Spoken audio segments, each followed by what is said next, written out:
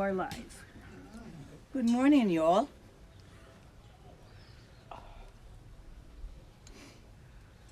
So this is part 2 of the pointing out. I gave part 1 the other day, and for those of you who didn't get it, I recommended a certain Nundro, which hopefully you have been doing since then, and will now get it this time. So we shall begin.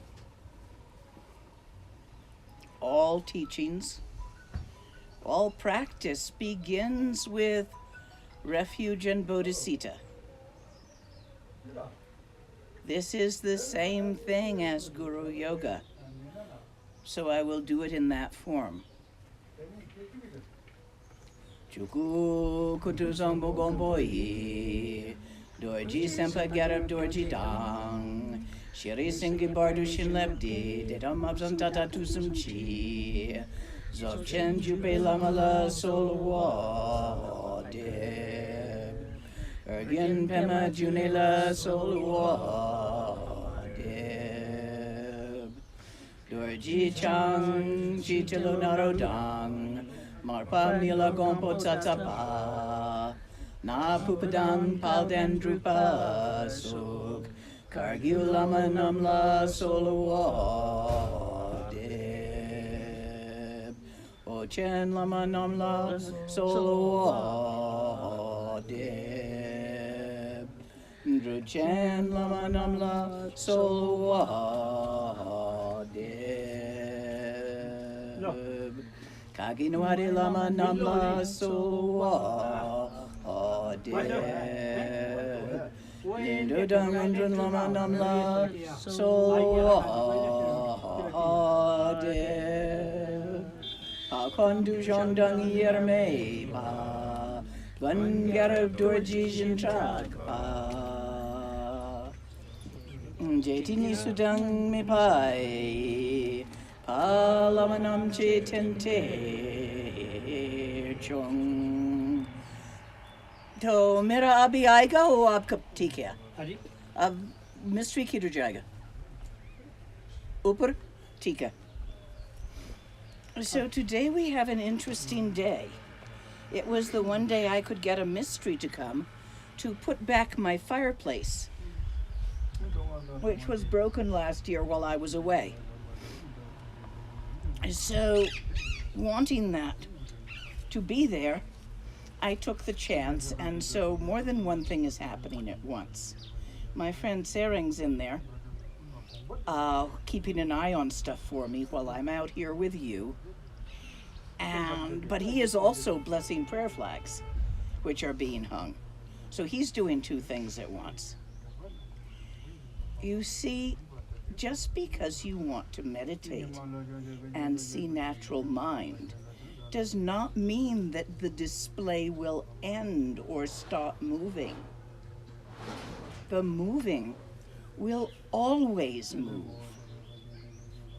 It will never hold still. Give it up trying to stabilize the moving. Your awareness of natural mind, forget about stabilizing it. That which was not stable already will never become stable. This is the most important thing for you to understand, to avoid spending years going down a sidetrack of trying to stabilize your perception of natural mind. Guys, perceptions move. They always did, they always will. Sometimes you perceive a red flower. Sometimes you perceive a couple of guys talking about prayer flags. Sometimes a pine tree. Look around and see how your perceptions change. Since it moves, it's not gonna be still for you. Anything you create, anything you achieve, anything you build, even the sun itself will change, is born, will die. How can you think that you will achieve an enlightenment you didn't already have? Not possible. If you achieve it, you will lose it someday. Like a university degree that doesn't last through death. You achieved it, then you died. You want a degree, you got to do it again.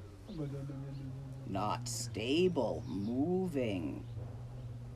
You who practice Mahamudra rather than Maha'ati have the advantage of practicing early on in your practice, of determining what moves and what doesn't. This is done much later in Dzogchen, after you've failed to stabilize the moving. Then you do a Korde Rushen, which is literally separating samsara from nirvana. Rushen means separating. It's the same thing you do right after you get to Shine without an object in Mahamudra. You wait until you have really tried and failed to stabilize your Dzogchen meditation, the one you attained through practice. Do you see? So we do it in both lineages. It's just different time. The timing is a little different in the process. The moving moves. It will be loud. It will distract you. The stillness is unaffected by it. When we say Nema Song Shigime, unborn, undying, not coming and going, inherently stable.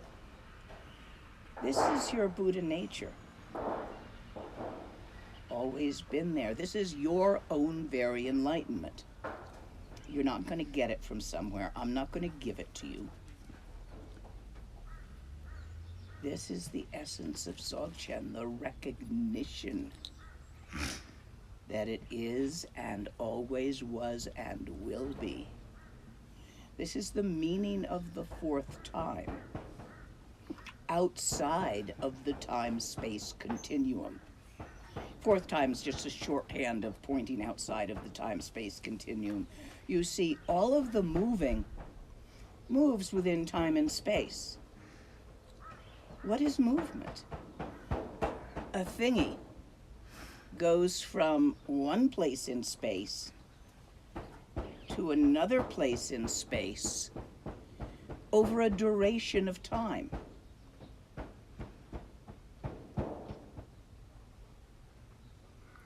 It is movement that holds open the time-space continuum.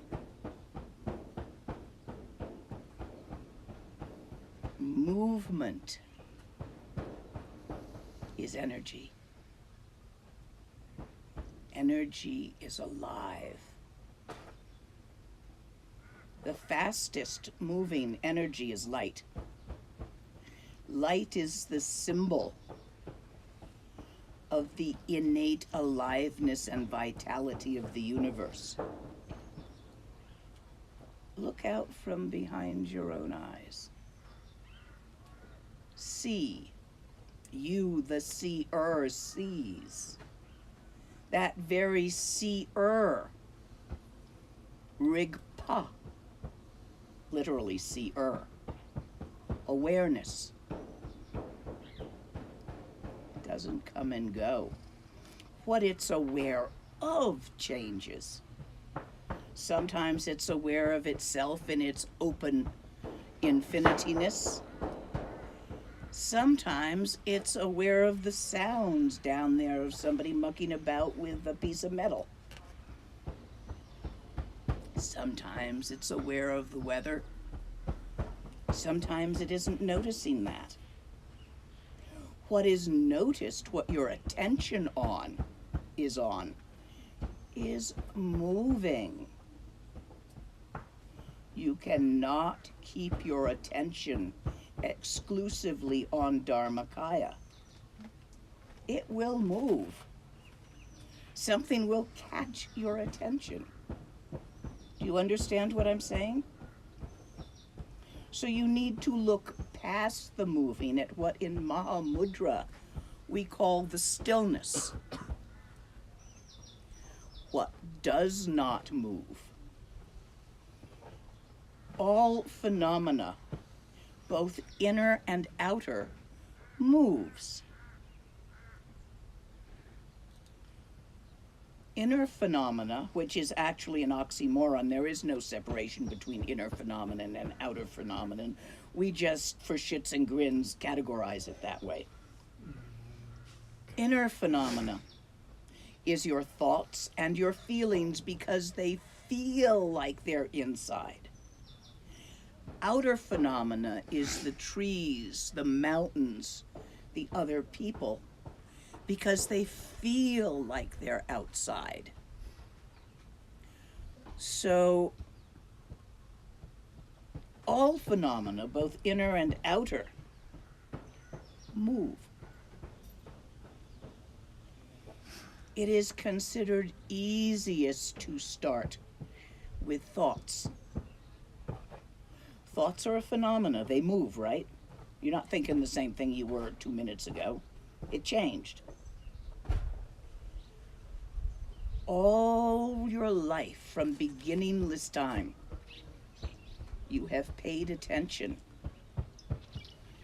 only to the moving. Until such time as someone pointed out to you that there was a stillness which contained the movement, which was infinite and open and empty, but while being empty was nonetheless filled by the vitality, which is the potential for movement. Until someone points that out to you, your attention is on the moving. Even in meditation, you say a lot of mantras.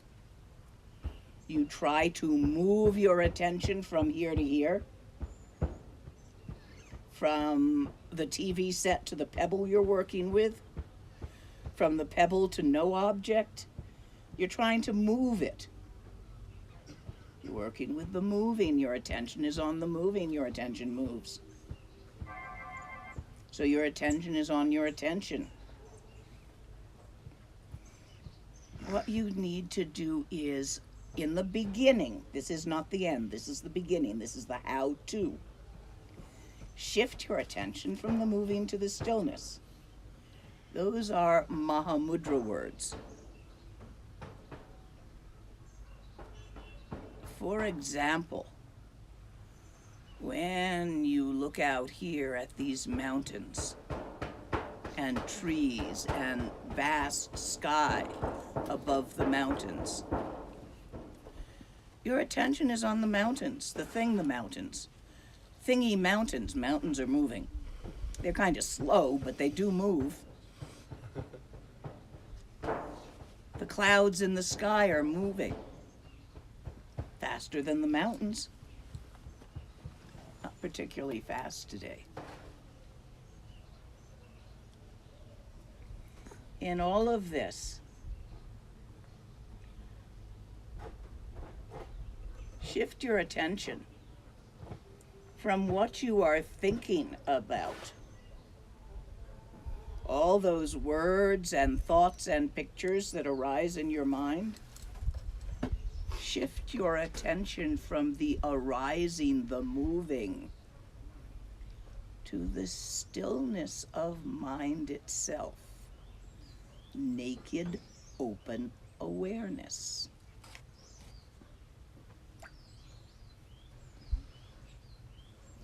It is the context in which the moving moves. It is the context in which thoughts arise.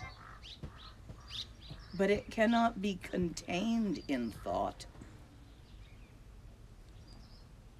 Thoughts are little, dancing, moving, Pick a thought. Hold that thought. It moved, didn't it?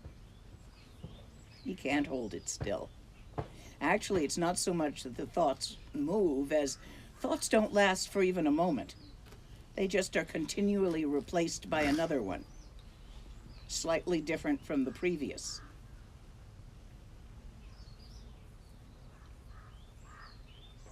Look where that's happening. The where, not the what, of thinking.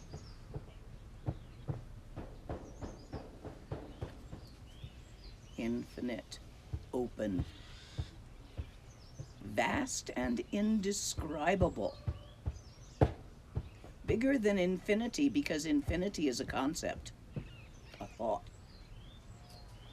All concepts are thoughts. Step past conceptualization into the open awareness in which conceptualization occurs. Don't try to make it hold still. Let the thoughts move. Let the perception move. Notice. For a moment, it's moving. Your noticement is moving. But for a moment, notice where the thoughts be happening rather than putting all your attention onto what the thoughts are saying to you. See, thoughts lie. Have you noticed this?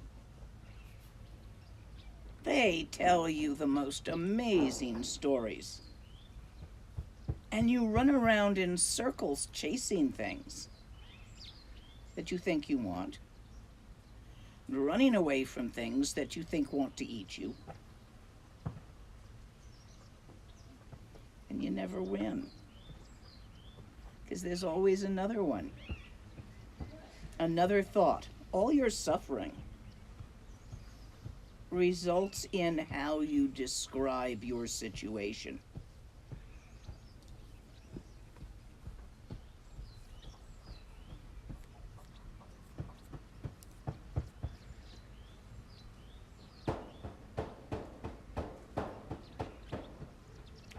Post-traumatic stress disorder.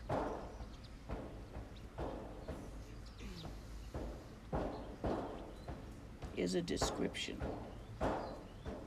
Terrible things can happen to you. You might find them funny. You might find them terrible. I've had things happen to me that other people thought were terrible and I thought was hysterically funny at the time. And just by circumstances. I've told those stories sometimes. I'm not going to tell them here. And vice versa. Things that other people thought were completely ordinary have been actually traumatic for me because of the story I told myself about it.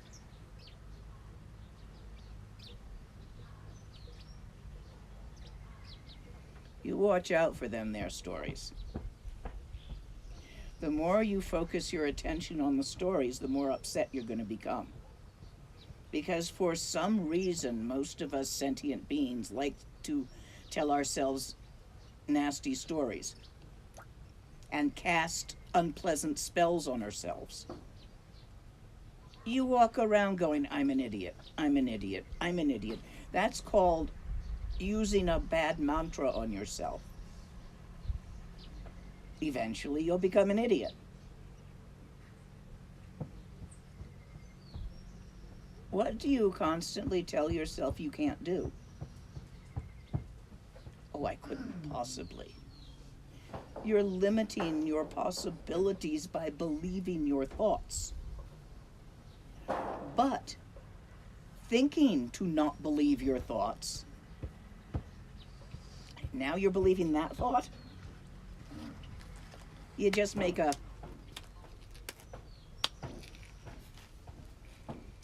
instead, take a break. Have a little bit of relaxation holiday.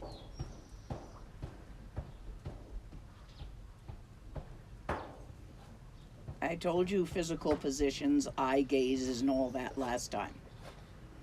Try it now. Relax.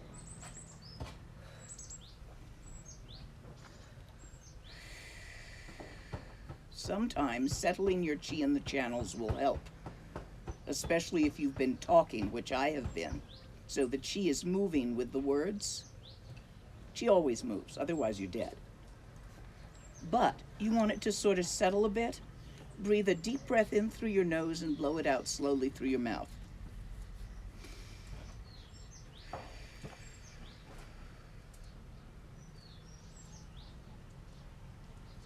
Feel that?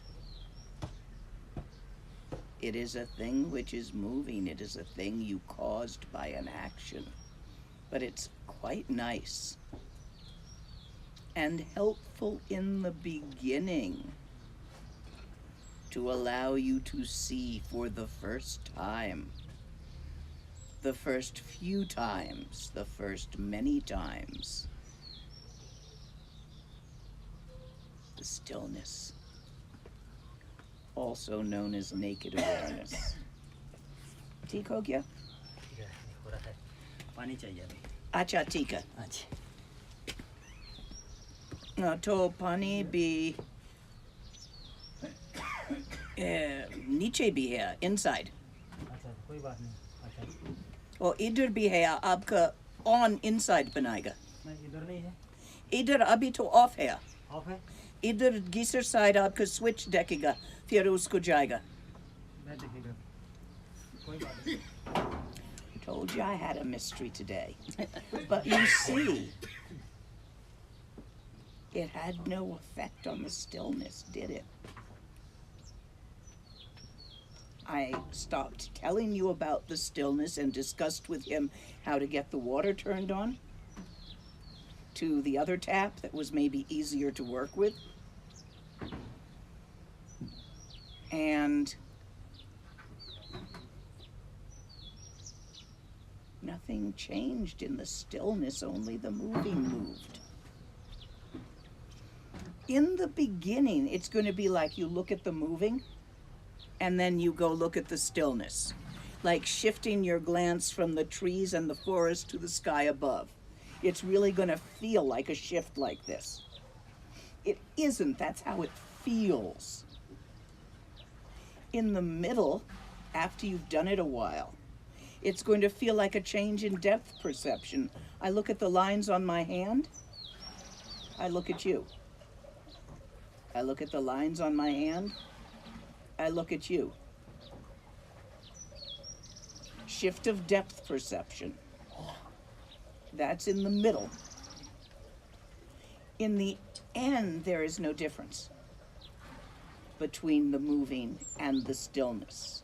They have come together in such a way that you see the stillness in the moving, for there is no thing which moves.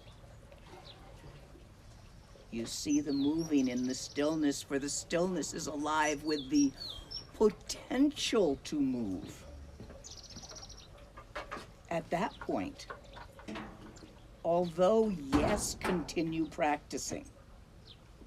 You're in a body.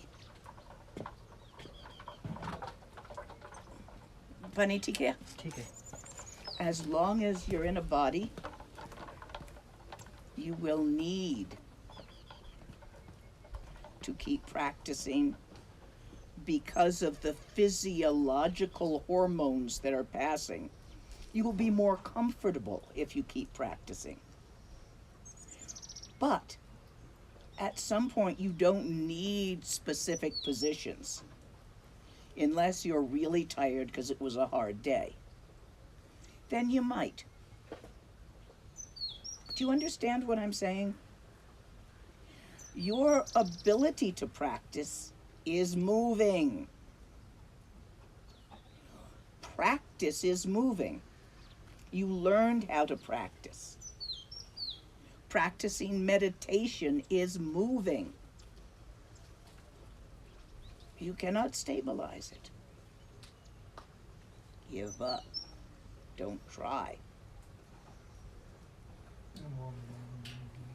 Instead, trust with absolute certainty the ultimate refuge.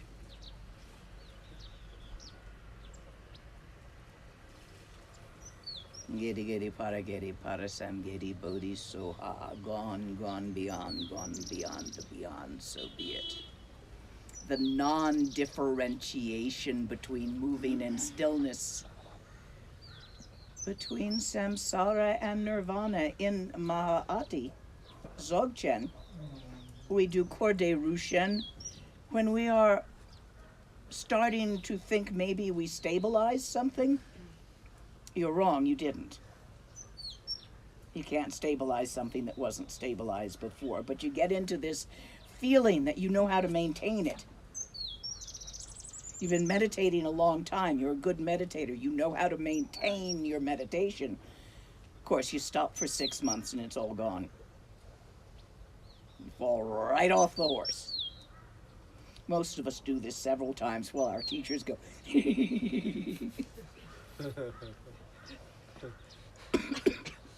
because you learn from it eventually that you can't. And then we take you out and do the Korde Rushen, specifically outer body, speech, inner body. What I gave you as the Nundro is the Inner Mind Rushen, where you look through your body, through the hair, you look over there, you look over there. That's the Inner Mind Rushen. It is not Dzogchen, it is a Nundro. A way of just separating objects, phenomena, enough from stillness that you can shift your attention from them to stillness and not be continually obsessed with objects. Questions so far? Any? Well, there's some out on the internet. Let me bring them Start up. here. Okay. So is it necessary to make a choice somewhere near the beginning whether you were doing Mahamudra or Dzogchen? In the beginning, yes. Unless you've gotten past that by now, where they come together is in Laktong. How you get to Laktong is different. Laktong? Laktong, direct seeing, past Shine. You get to Laktong in Mahamudra by Rushen, separating, moving from the stillness for quite a while until you're sure which is which. This keeps you from trying to stabilize a bit of moving, like your meditation practice later on. Then you bring them back together. When you see them as the same thing, Laktong occurs naturally. If you didn't separate them well enough, you're going to try to stabilize Laktong. Oops, won't work. Give it a try. Find out for yourself that it won't work. It moves. You're still meditating. There's a you doing a meditation. You're caught in duality. For Laktong, I'm talking Mahamudra because I was requested to speak this a little bit in the context of Mahamudra today. For Laktong to mature into Rochik, one taste, once you are fully in Laktong, which I think they call Vipassana, but some people think Vipassana is a kind of Shine, so it's confusing. Laktong in Tibetan. Once you are in that, where the moving and the stillness are the same for you, then for who? Turn around and look. Not with words or thoughts. Your awareness, your Rigpa, which is aware of both stillness and moving at the same time, turns around and becomes aware of the Rigpa itself and gazes into its own eyes. This is where we start you in Dzogchen. Only it doesn't work for most people. when we start you there. So then we come back and we teach you Tawa and Gom. Tawa is to perceive stillness. Gom is to notice nature of mind. We don't call it stillness, we call it infinite open awareness, nature of mind in Dzogchen. Different vocabulary. First, you see it clearly as the teacher points it out to you. The pointing out is the first piece of Dzogchen. We point it out fully stabilized in that which never moved, unborn, undying. But most people can't quite let go of their belief systems and the thoughts they cherish. So they hang on to a few of them while looking. And so they don't quite see Tawa. So in Dzogchen Maha'ati, you both spend time on the cushion relaxing into Tawa deeper and deeper, which is very similar to Shine without an object.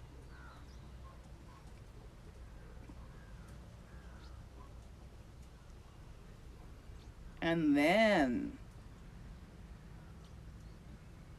you get up off your cushion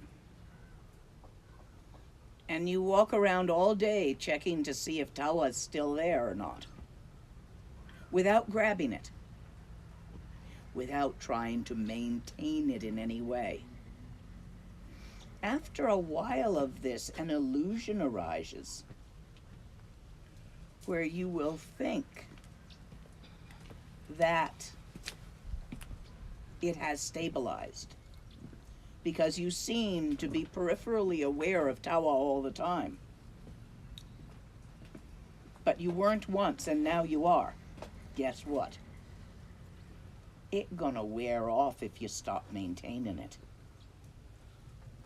Oops. You see, there's always something big enough to make you forget your maintenance. Say, bored Mississippi cops? No, that's not relevant to you guys. Nyando's laughing. Yes. Relevant to some of us. To the Israelis, let's say another raid. That's big enough. If you get captured as a prisoner, as a hostage, it's very hard from that perspective, with that much stress and pressure on you, to maintain your maintenance. And there's always something bigger than you are that could happen to you. Let's say you get in a motorcycle accident, you're paralyzed from the neck down. Shit happens. If you require maintenance, something is going to happen big enough to interfere with your maintenance. Do you understand what I'm saying? It's not safe. It's not stable. Only that which has always been stable is stable.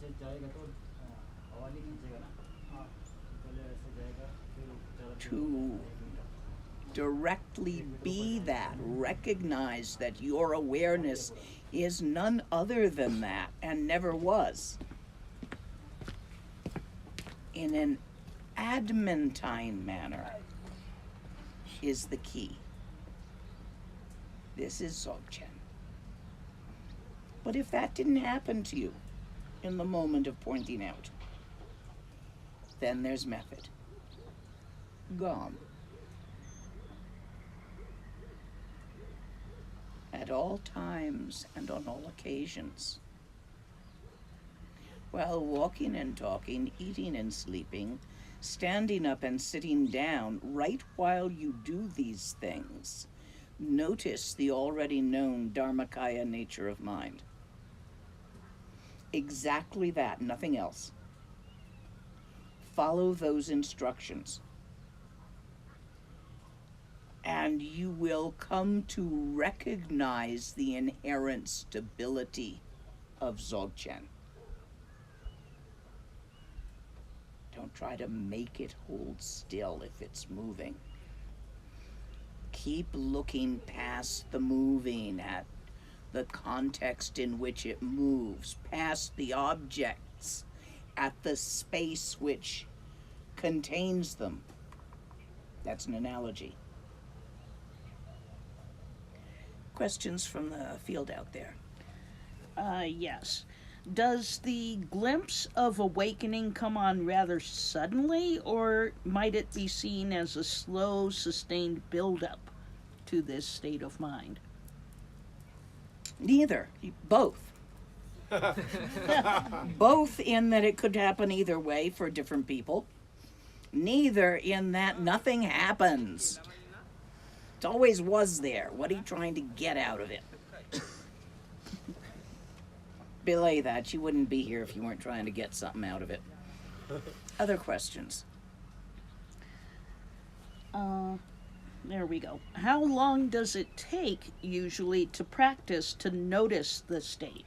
How do I know if I'm there yet? 4 lifetimes is kind of a minimum. Sometimes they say 400.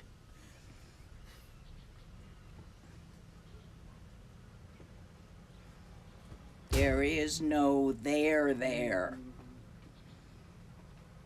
The moving moves.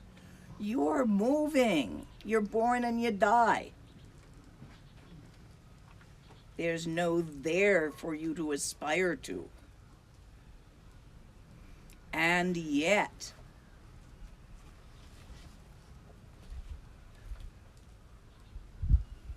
samsara hurts. Beto? Thank you.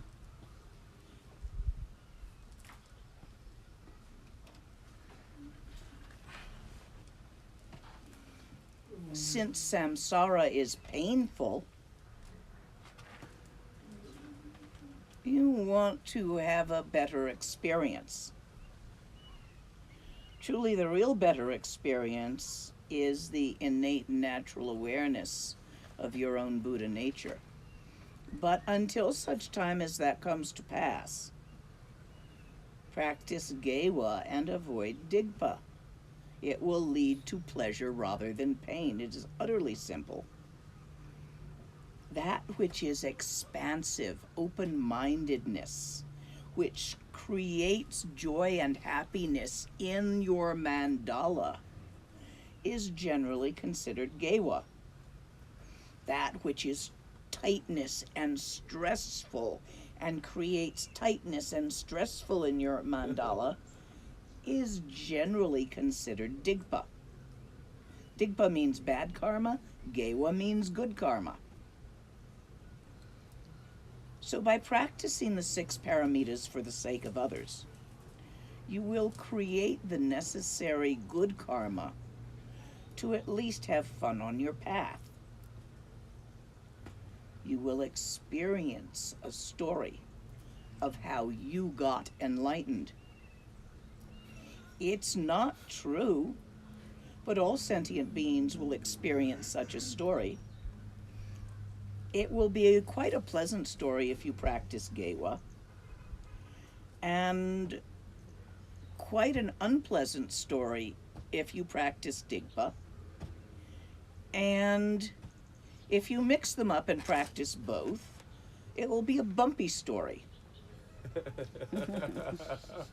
which some of us do. Other questions? Yes. Can you offer a few more words about giving up, the letting go and leaving be?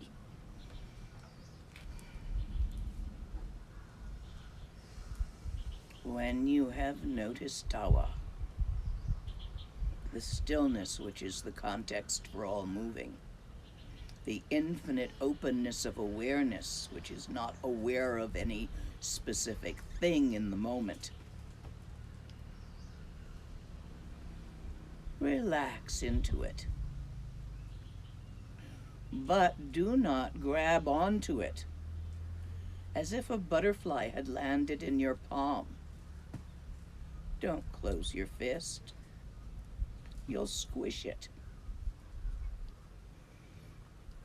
So relax into it without grabbing it. How do you grab it? By talking to yourself about it. Don't do that. Please don't try to put it in words. You'll be left only holding words. It doesn't fit in words. This is the meaning of non-conceptual. So relax into that natural state of open awareness.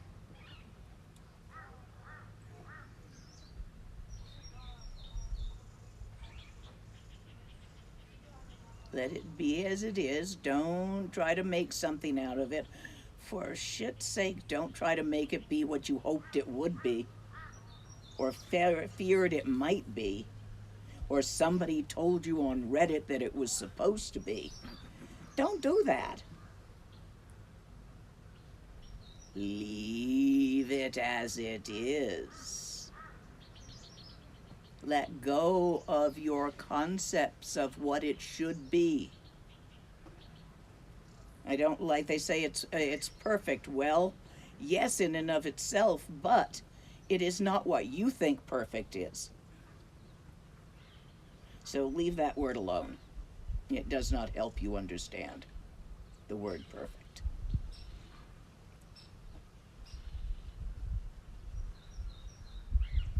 To relax.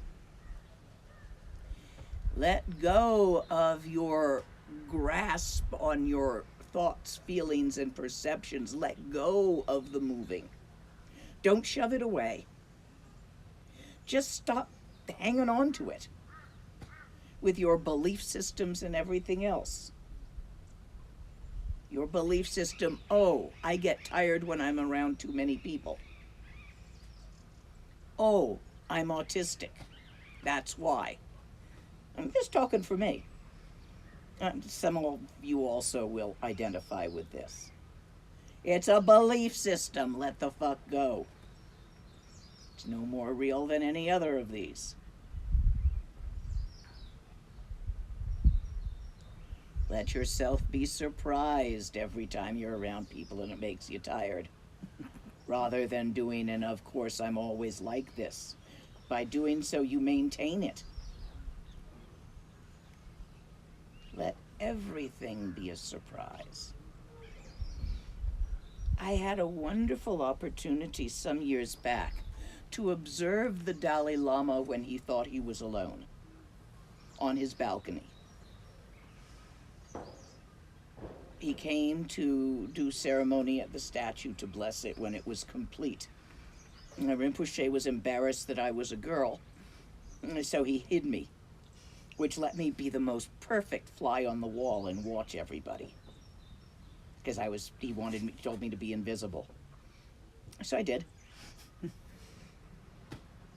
Rinpoche used to love to kick me in my feminism.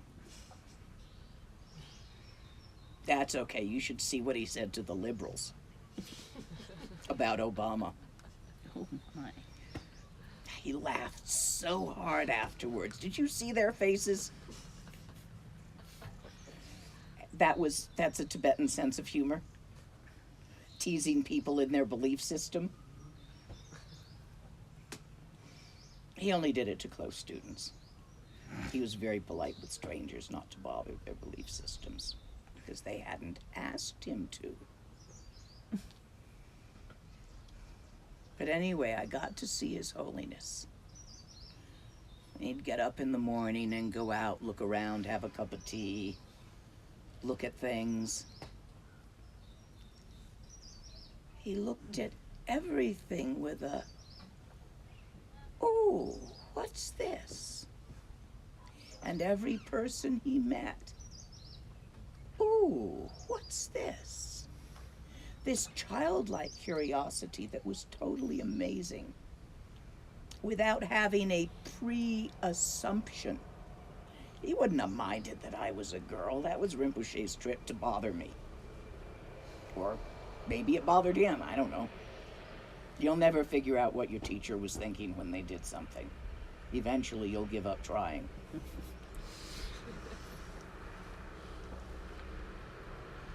That light, gentle way of touching the world is valuable, although sometimes you do have to stand up and thump it.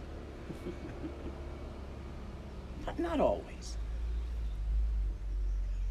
Next question. Yes. How does deity yoga practice support nature of mind Dzogchen practice?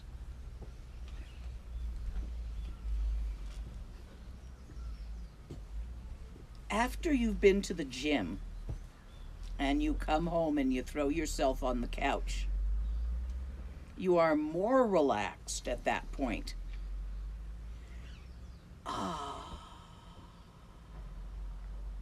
It's easier to relax at that point than it was before you had your workout. If you don't go to the gym, pick some other workout intensity, studying something, mental intensity. When you do a sadhana, you very precisely visualize many moving things. You focus on this moving very tightly.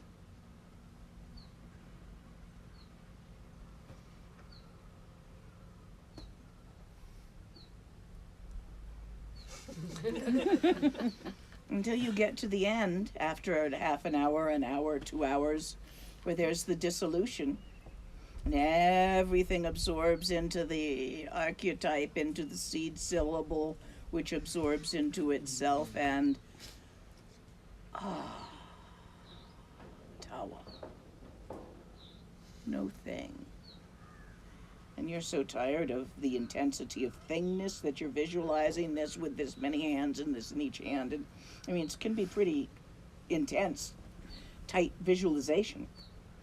So when you let go, you really relax, and then you can see tawa. Understand, if you're working tantric visualizations and sadhana practice, you should be spending as much time at the end of the dissolution just sitting there as you spent building it up. 2 parts, K-rim, Zog-rim. Another question. While reading out Also, loud... it creates gewa. While reading out loud to my daughter, it seemed that all boundaries disappeared and that the reading was just happening without a doer. Was this tawa? No, this was an experience. Tawa doesn't come and go. You don't create it by doing something. It's always been there. It always will be. It's a word that points.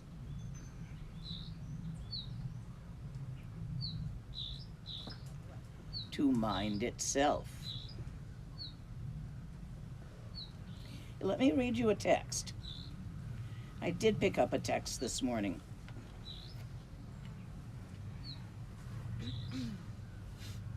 Jamyang Khensi Chukilojo is the author of this one. Mind. When we talk about tawa, we talk about mind. Semni, real mind. What we call mind is that which thinks endlessly of everything under the sun. The thinker, right? It's our definition of mind, where the thoughts and the feelings be happening. And the perceptions, where we call a tree, rather than just seeing color and shape. When you try to investigate to determine the true nature of mind, when you try to see mind for itself, examine each momentary thought that originates, occurs, and vanishes. Look at your thoughts. not at what they say, at where they happen. Look into the place of the source, where they arise from, where they arise in, what they vanish back into. This is what I call shifting your attention from what your thoughts say to where your thoughts be happening.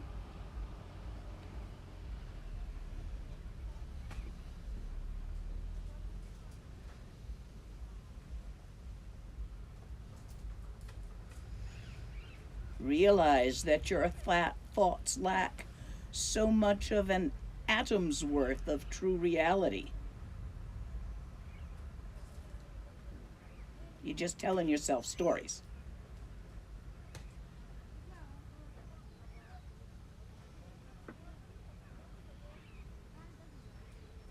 Thousands of stories. Yet, there is something which knows this, something which tells the stories, something which experiences the stories. In English, we would call this the experiencer, the awareness. In Tibetan, because it's a very visual culture, we call it the seer, Rigpa. It's what's looking out from behind your own eyes. It's what's doing the thinking. The doer is the where, not the what.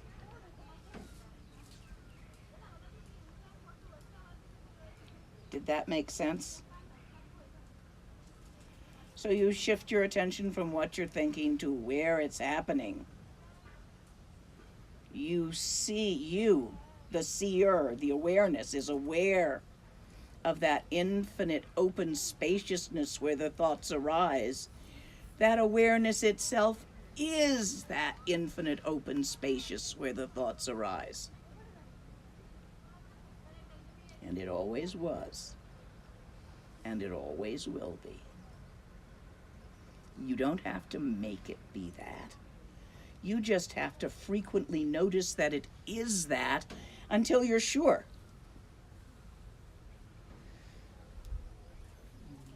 By allowing this to settle by itself without altering it or fabricating it in any way through inviting or following thoughts, we can naturally experience a state that is beyond all expressions and is the inseparability of clarity, awareness, and emptiness.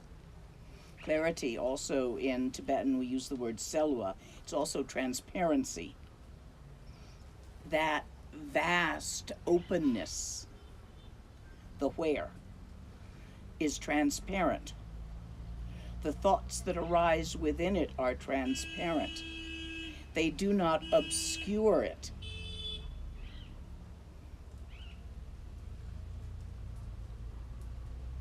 The thinker is where the thoughts happen, in the thinker. The thoughts are not made of anything other than the thinker. They do not come from outside. They do not go back outside when you're done with them. Everything is that vast, innate, open awareness. But don't take my word for it. Check up on it frequently. See if it is or not by your own experience. Abhi theek ho jayega? हाँ हो जाएगा तो थोड़ा 10-15 minute फिर मिलाएगा. ठीक है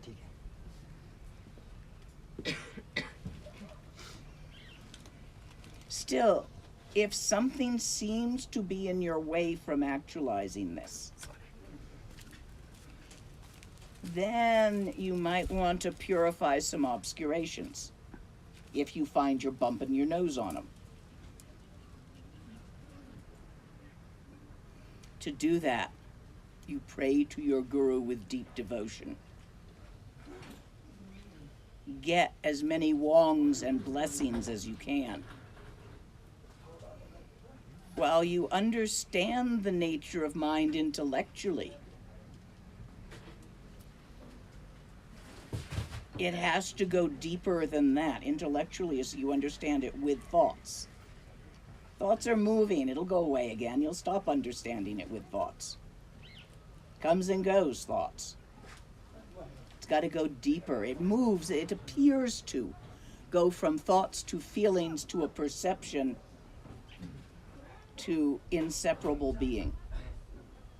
That feels like the progression, or rather, that is a common story that we tell ourselves of progression. It's not true. There was no progression. But you know how y'all like stories, otherwise you wouldn't watch movies.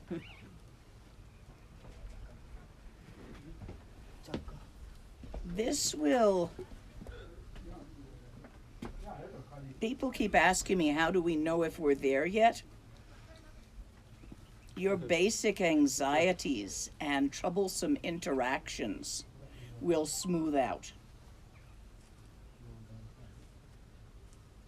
You will cease to drive yourself crazy with your own stories. Slowly over time. When you find yourself driving you nuts with some stories,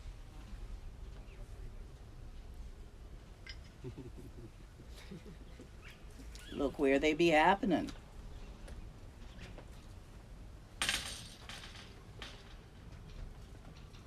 Yes.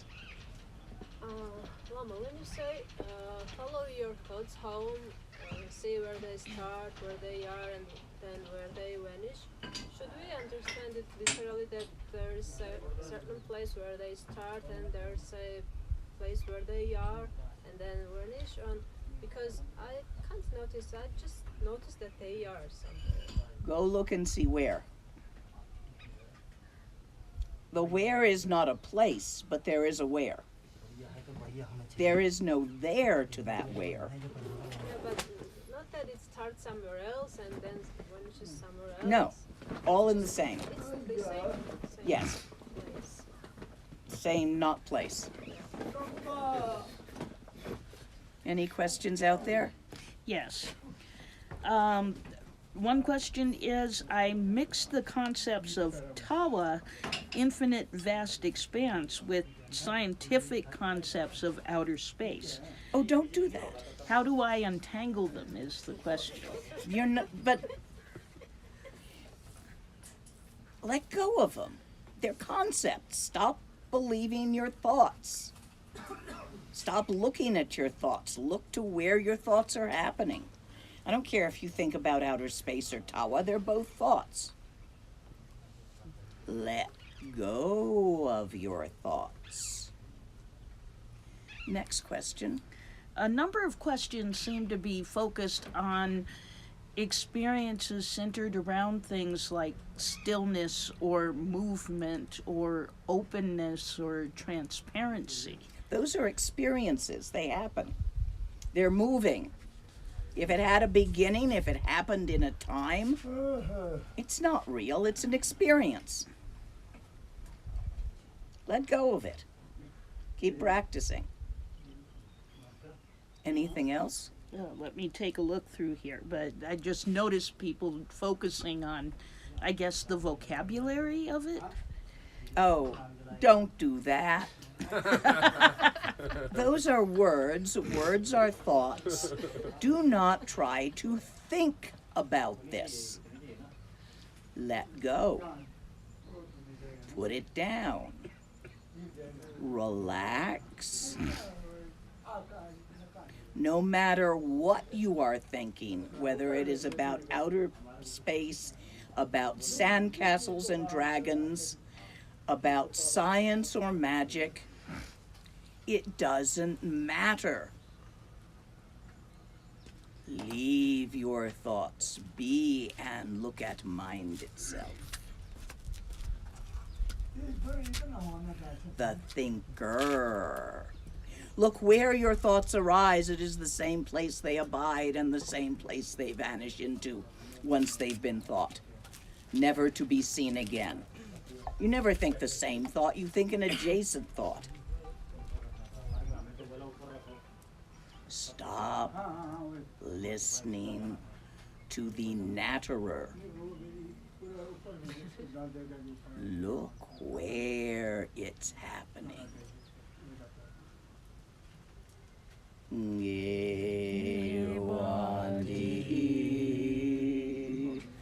Nyurdudag Chiji Sala Gopashu.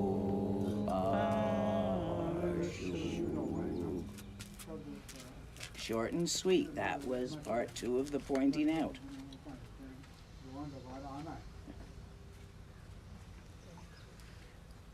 Are we complete? We are. Okay, one moment.